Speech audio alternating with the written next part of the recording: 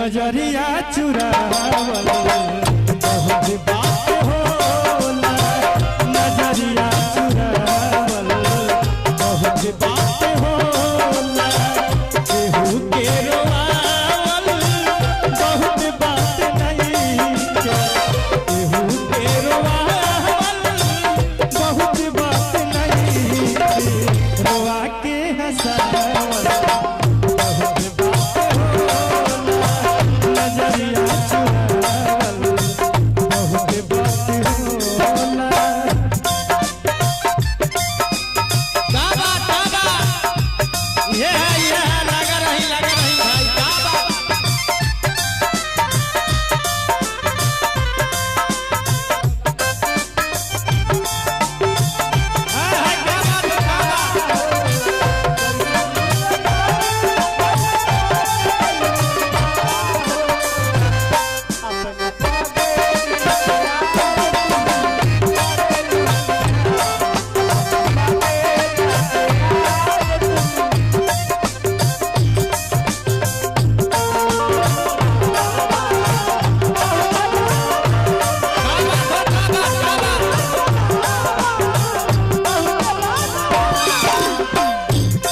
लइकवा कहले कि तोहार असली रूप हम देखबे न कइनी जोन हमके आज देखैले बाड़ू भैया हो उहे भा समझे न पौनी तहार असली रूपवा के जाल में हरा गइनी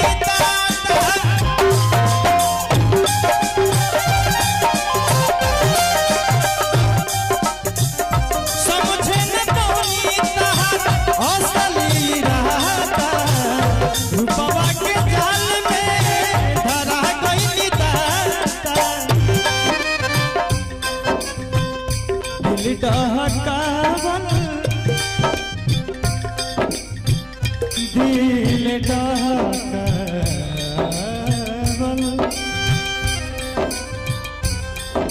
कि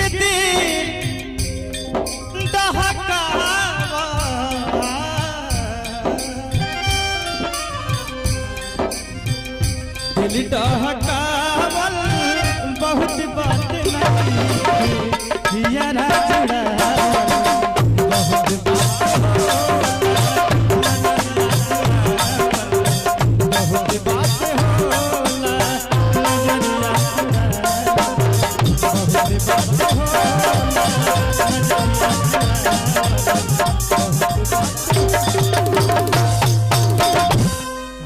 लइकवा कहले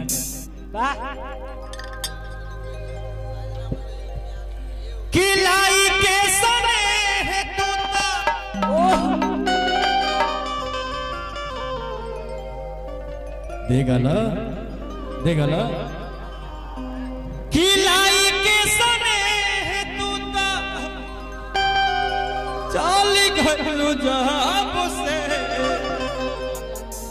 सूरज के घाम होता अरे देखनी न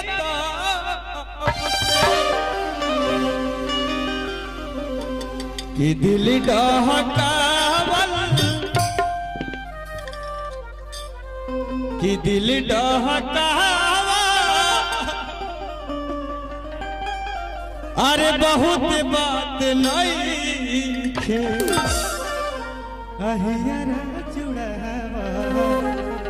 बहुत बात हो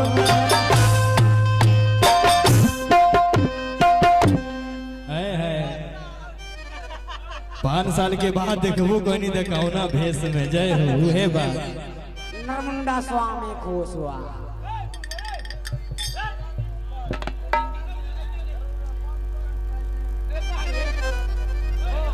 आई चलते चलते एगो छोटा सा सुनाई ओकरा बाद में फिर विनोद